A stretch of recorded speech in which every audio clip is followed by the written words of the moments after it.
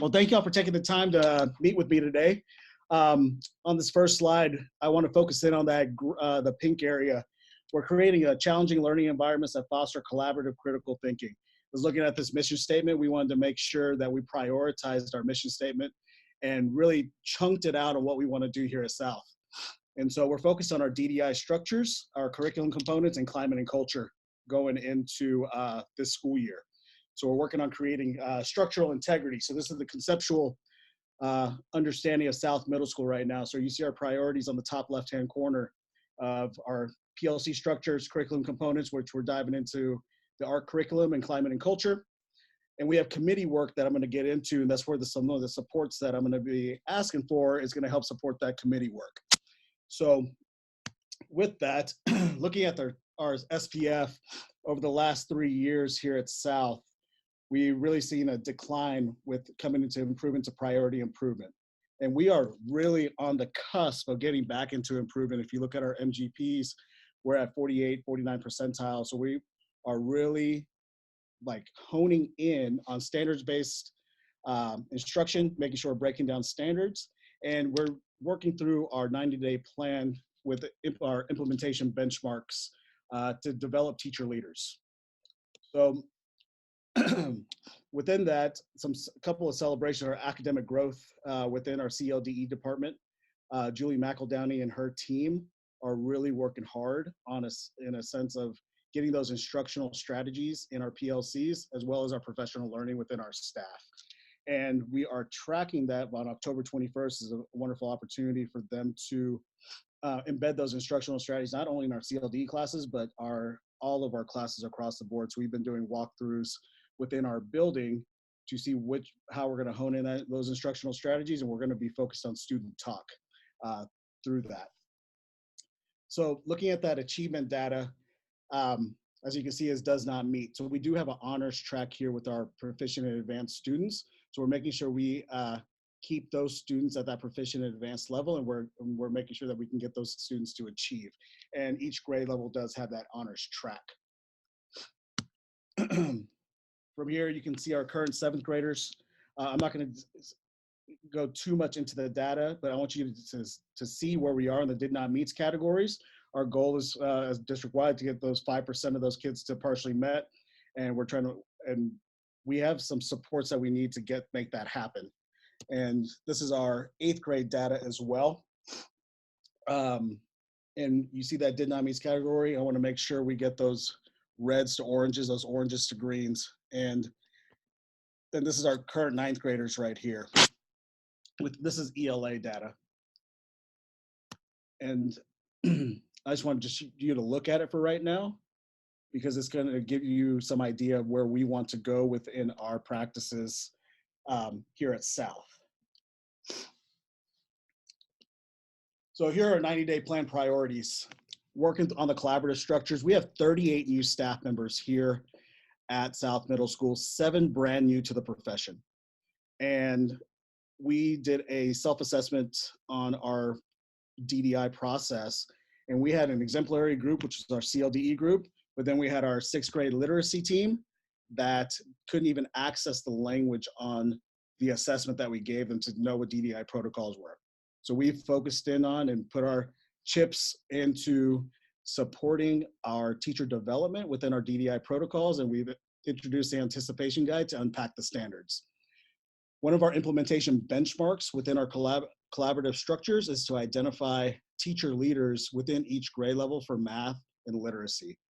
And we have identified for 7th and 8th grade for math and literacy. We're working on that 6th grade team. My 6th grade literacy team has 2 brand new baby teachers and 1 second-year teacher, and our teaching partners are digging deep into helping them set up their collaborative structure. Our second priority is curriculum components, and we're analyzing the ARC curriculum. Within the ARC curriculum, I only have 2 returning staff members that implemented the ARC curriculum, and they didn't do it with fidelity last year. So this is a first-year implementation process of ARC, and we are getting the support of Julia LeGrand and John Dumbleton to support us in implementing the curriculum. We're partnering with them as well as North Middle School and going over and doing walkthroughs going into Q2 to focus on our unit planning and our lesson planning within ARC. We've identified through our ERLA testing, our REPLAN students that are getting ERLA tested and having power goals set. And our third priority is our climate and culture. Within our ILT, we broke up our ILT into 4 committees. Our Ethics and Equity Committee, which I'm gonna talk about, is where we need one of the supports, is to help to teach the grade level standard. And we know here at South that we need to get our rigor up for sure and not sympathize for our kids and lower the bar. And that's one area that I'll get to here in a second, that we need that support. MTSS committee, we received a grant from the district, PBIS, and we are working on our behavioral structures. And through this grant process, we have a teacher leader, an assistant principal, 3 teachers, as well as a counselor and social worker working together to develop our behavioral tier 1 system, as well as our instructional system as well. We received a grant from AVID to really focus in on our instructional strategies that we are going to bring back. And so some of that has been through our committee work. We have an AVID site team now that is filled with 10 teachers that have at least attended 1 showcase or a PATH training, and they're coming back on October 21st to support us in developing some of those instructional strategies as related to student talk. And with these grants being received, has really set us up nice in a sense of setting up our systems for that structural integrity. And we have our social committee that is working together just to build some cohesiveness over in our structures. The last few years has been really pretty siloed out here, so we're trying to bring people back together within that. From there, here's some HR work. This is an area that we do need some support in. With 38 new staff members, 7 brand new teachers, there's been a 45% turnover here at South from last year to this year. And over time, it's been trending up since then. So we partnered with Damon and Katrina and the HR team to participate in the Urban School Human Capital Academy. We've done some initial interviews with our staff to see how we can, what we need to do for their working environment. And one thing that they've come up with is we need a strong behavior system, which we've gotten support from. We're going into grade level teams now, where we will have an assistant principal, restorative liaison, counselor, and campus monitor tied to each grade level. We just met last Saturday. About 19 staff members showed up on Saturday, and we developed our 3 non-negotiables going into for our behavior system, which was leading to our South Strong values that we are going across the board around our campus. So we're addressing some of that came out from our talent management. And if we can get our behaviors right here at South, our behavior management system, we will be able to retain some of our staff. But one thing that we are struggling with is getting qualified candidates on the initial hiring to fill our ESS needs, our AN needs. It took a while for us to fill those needs. I still have 3 open positions that we need to figure out how to not only recruit, but retain. And I think some of the data that we got back from the initial surveys is people do want to stay here at South. And it's just because of the love of the community and the kids. With that process,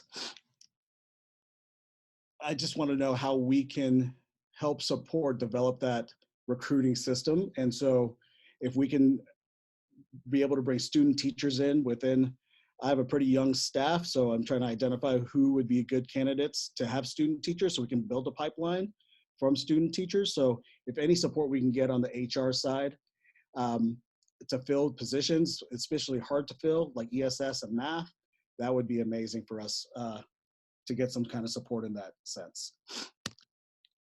So another area of support that's needed is we have teacher leaders here that we have identified. We have teacher leaders that have gone through different types of trainings, but I want to really structure our training and have a system through the Standards Institute training that's happening in February in Orlando.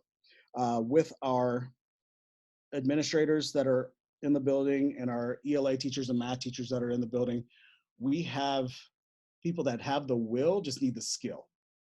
And one of our teachers, Sean Miller, has some of the highest growth scores in the district, but he's truly getting that on management.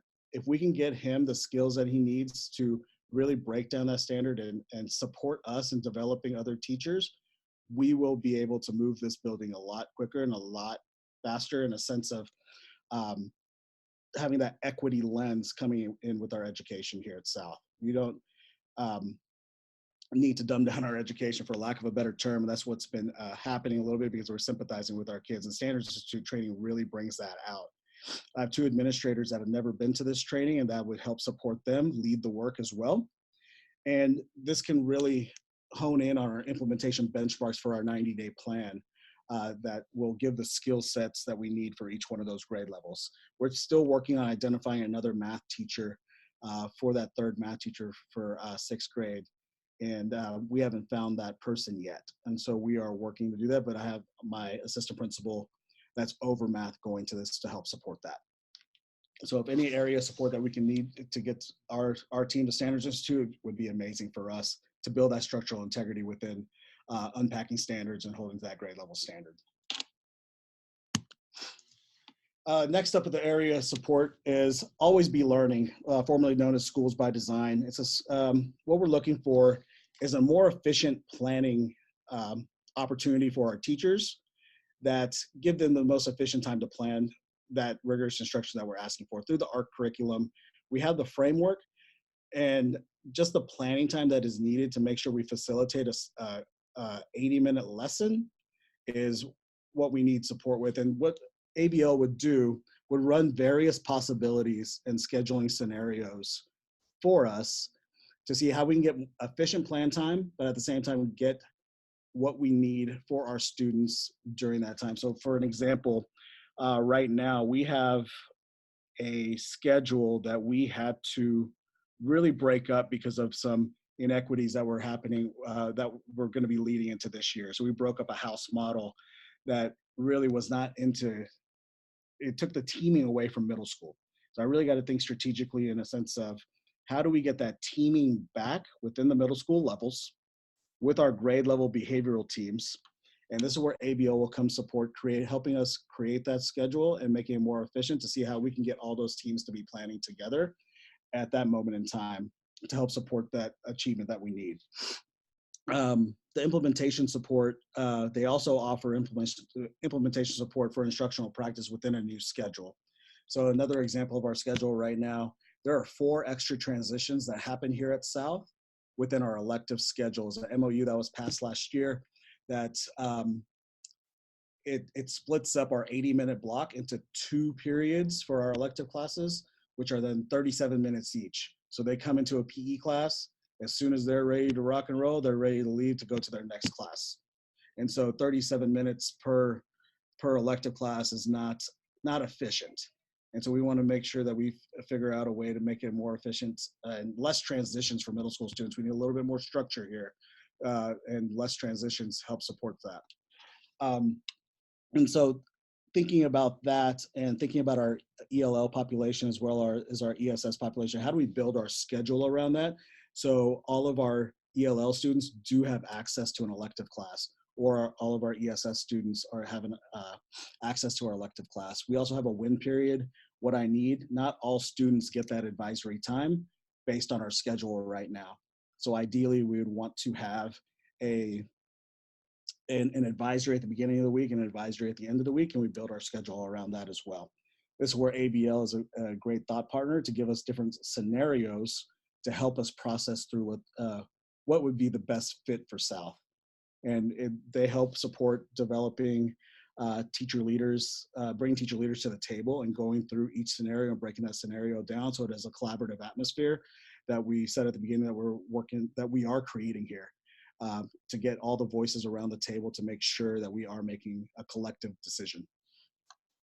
So with that being said, the 2 areas of support is really around professional learning and to really get people on board with the equity work. That's the one committee that if we can get that training for them would really solidify our structural integrity within our building. And I appreciate the support that we've gotten with the behavioral side. We have the support now. Now we need a little bit of time to implement that behavioral side. So I really do appreciate that and y'all listening to us for that. As well as with that AVID site team, That's going to help the scaffolds to help get to that grade level standard through what we need from Standards Institute. And the last area I want to just say again was to make our schedule more efficient for us. And if we can get our schedule more efficient and teachers a little bit structured planning time within that efficiency, we're going to move this building and we're going to get South to performance. And that's the goal.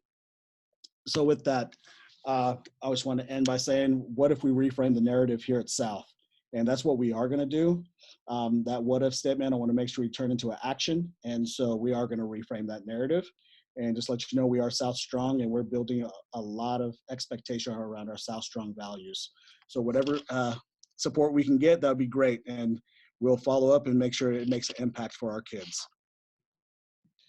All right, we're going to get together as a team to make sure that we understand the ask that you have put forth, that we are clear. And if any questions we have, we'll reach back out to you to clarify what that looks like.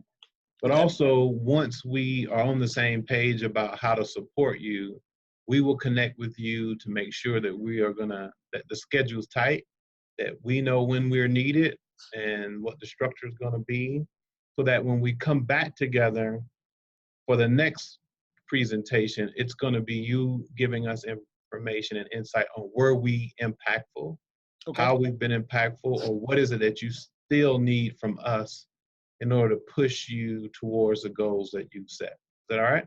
Yes, sir. I appreciate it. Thank you so much. All right. Thanks a lot. We appreciate it. All right.